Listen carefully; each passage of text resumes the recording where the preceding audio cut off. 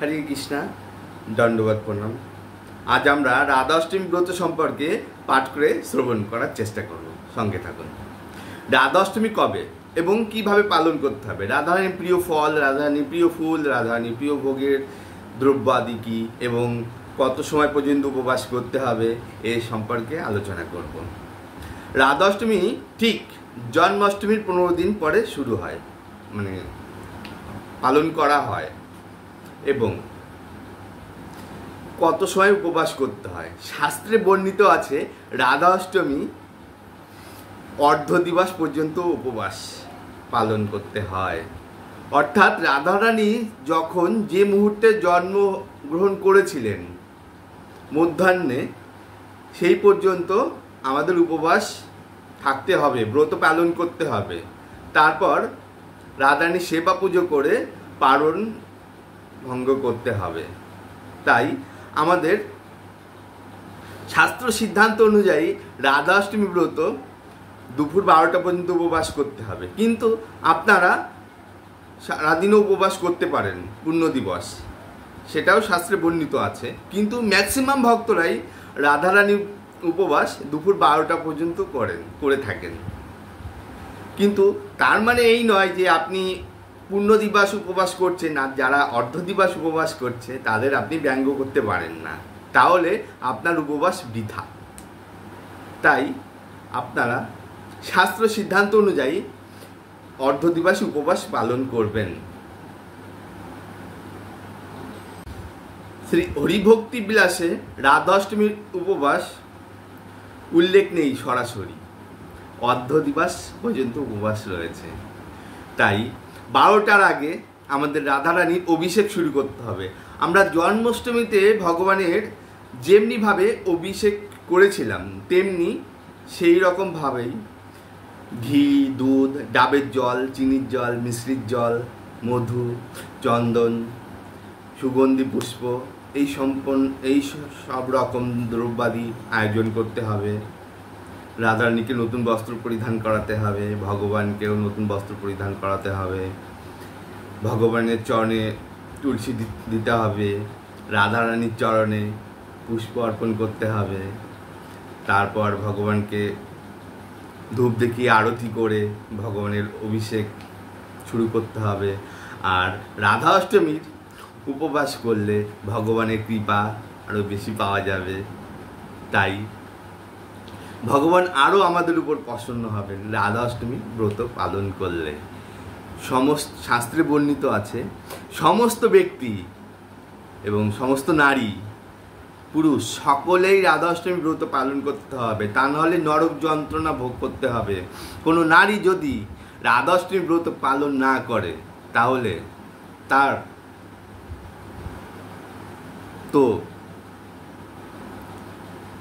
নরক যন্ত্রণা ভোগ করতেই হবে এবং সে অল্প বয়সে বিধবা হবে, সেটাও বর্ণিত রয়েছে শাস্ত্রে। তাই আমাদের সকলকেই বলছি, মায়েরা সবাই এই রাধা অষ্টমীর ব্রত পালন করবেন অবশ্যই। আবার অনেকে বলে থাকেন, প্রভু আমরা তো জন্মাষ্টমী ব্রত কোনো কারণে পালন করতে পারিনি, তাহলে কি রাধা অষ্টমী ব্রত পালন করতে পারবো? অবশ্যই করতে পারবেন, কোনো বাধা নেই। কোনো কারণে যদি আপনারা জন্মাষ্টমীর ব্রত পালন করতে পারেননি তাহলে রাধা অষ্টমী ব্রত অবশ্যই পালন করবেন, কোনো বাধা নেই। আর যে সমস্ত ভক্তরা মন্দিরের পাশে রয়েছেন তারা মন্দিরে চলে যাবেন, কোনো ব্যাপার নেই। আর রাধারানীর অভিষেক করবেন। যাদের বিগ্রহ আছে তাদের তো কোনো ব্যাপার নেই, কিন্তু বিগ্রহ না থাকলে চিত্রপাটে অভিষেক করতে পারেন, অসুবিধা নেই। বিগ্রহ সেবা করা একটু টাফ আছে, তার জন্য বাড়িতে সবার বিগ্রহ থাকে না, চিত্রপাট থাকে, চিত্রপাটে সেবা করবেন, কোনো অপরাধ হবে না। বিগ্রহ সেবা করা একটু টাফ আছে, ওর জন্য বিগ্রহ অনেকে সেবা করেন না, নানান অপরাধও ভাগীদার হতে হয়। এর জন্য বিগ্রহ সেবা না করে আপনারা চিত্রপাট সেবা করবেন, তাহলে খুব ভালো হবে। আর রাধারানীর প্রিয় ফুল অর্পণ করবেন, রাধারানীর প্রিয় ফল, রাধারানীর প্রিয় লুচি, পুরি, তেলের পিঠা এবং রাধারানীকে কেক অর্পণ করবেন, রাধারানী আরও প্রসন্ন হবেন। আর গাঠিক হচ্ছে সবজি, যেটা না বললেই নয়, রাধারানীর ভীষণ প্রিয়, ওটা তো অবশ্যই দেবেন রাধারানীকে। রাধারানীর ভোগের একটা অন্যরকম দ্রব্য ওটা। ভগবান রাধারানীকে খুশি করতে পারলে ভগবান আরও প্রসন্ন হবেন, কারণ রাধারানী আর কৃষ্ণ তো অভিন্ন। ভগবানের অঙ্গ থেকেই রাধারানী সৃষ্টি। ভগবান লীলাবিলাসের জন্য, আনন্দ পাওয়ার জন্য নিজে অঙ্গক্লান্তি থেকে, বাম পার্শ্ব থেকে রাধারানীকে সৃষ্টি করেছেন। তাই রাধা আর কৃষ্ণ অভিন্ন। তাই রাধারানী খুশি হলে ভগবানও খুশি হবেন। 12:30টার মধ্যে ভোগ অর্পণ করবেন, আর সেই প্রসাদ দিয়ে আপনারা পালন করতে পারেন, কোনো অসুবিধা নেই। রাধা অষ্টমীর ব্রত যদি একবার পালন করা হয় তাহলে 1,00,000 একাদশীর ফল লাভ হয়। তাহলে বুঝুন। কিন্তু তার মানে এই নয় যে রাধা অষ্টমী পালন করেছি তার জন্য একাদশী ব্রত পালন করব না, এটা কিন্তু চলবে না। এসব ছলচাতুরি চলবে না। ভক্তরা ছলচাতুরি করে না, কারণ ভক্তরা তো সহজ সরল হয়। আমরা ভগবানকে প্রসন্ন করার জন্য, ভগবানকে আনন্দ দেওয়ার জন্য আমরা এই ব্রতগুলো পালন করে থাকি।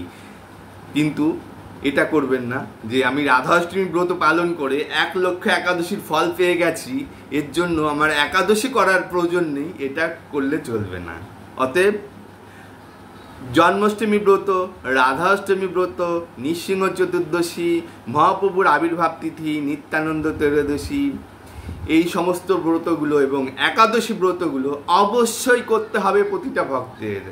এবং একাদশীর আগের দিন যেমন নিরামিষ আহার করতে হয়, ঠিক রাধা অষ্টমীর আগের দিনও আপনাদের নিরামিষ আহার করতে হবে। এবং পরের দিন অর্ধবেলা উপবাস, মানে মধ্যাহ্ন 12টা পর্যন্ত। 12টার পরে আপনারা রাধারানীর অর্পিত প্রসাদ পাচ্ছেন, ভগবানের প্রসাদ। তারপরে দিনে নিরামিষ আহার করতে হবে। এবং তারপরের দিন আমাদের আবার একাদশী এসে গেছে। তাহলে এই সপ্তাহটি আপনাদের পুরো নিরামিষ আহার করতে হবে। আর যারা নিরামিষ ভুজি রয়েছেন এবং যারা প্রসাদ ভুজি রয়েছেন তাদের তো কোনো ব্যাপারই নেই, তাঁরা তো নিত্য প্রসাদ গ্রহণ করেন, কোনো অসুবিধা নেই। তাই আপনাদের এই সপ্তাহটি পুরো নিরামিষ আহার করতে হবে, প্রসাদ পাবেন, ভালো থাকবেন, সুস্থ থাকবেন, রাধারানীর কৃপা লাভ করবেন এবং রাধারানীকে কীর্তন করে শোনাবেন, রাধা অষ্টকম পাঠ করবেন, রাধারানী 100 নাম পাঠ করবেন, রাধারানীকে কীর্তন করে শোনাবেন, রাধারানীকে নৃত্য করে দেখাবেন, রাধারানী আরও প্রসন্ন হবেন। আর এই ভিডিওটা যদি আপনাদের ভালো লেগে থাকে, এই রকম ভিডিও আপনারা যদি আগে পেতে চান তাহলে ইউটিউবে যদি দেখে থাকেন তাহলে সাবস্ক্রাইব করে দেবেন। আর আপনারা যদি ফেসবুকে দেখে থাকেন ফলো করে দেবেন, তাহলে এই ভিডিওর নোটিফিকেশানটা আপনার কাছে আগে পৌঁছে যাবে। আপনি আরও এই সমস্ত ধর্মীয় আলোচনাগুলো জানতে পারবেন এবং অন্যকে শেয়ার করে দেবেন, তাহলে সেও জানতে পারবেন। হরে কৃষ্ণা, হরি বল।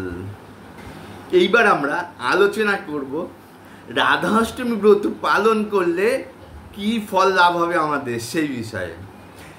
আমরা আগে তো বলেছি রাধা অষ্টমী ব্রত পালন করলে 100 একাদশীর ফল লাভ হয় এবং 1 পর্বত স্বর্ণ দান করলে ভগবানের সেবায়, কিংবা ব্রাহ্মণকে 1 পর্বত স্বর্ণ দান করলে যে ফল লাভ হয়, একটা রাধা অষ্টমী ব্রত পালন করলে সেই ফল লাভ হয়। তাহলে দেখুন, কলিযুগে আমরা 1 পর্বত স্বর্ণ জোগাড় করা কখনোই সম্ভব না আমাদের দ্বারা।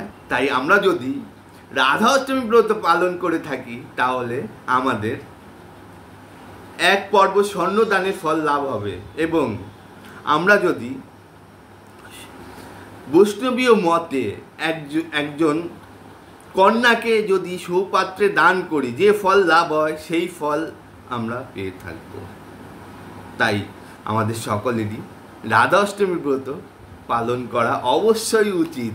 তাই প্রত্যেক মা বোনকে বলছি, আপনারা সকলেই রাধা অষ্টমী ব্রত পালন করবেন এবং ভগবানের কৃপা লাভ করবেন, ভালো থাকবেন, সুস্থ থাকবেন।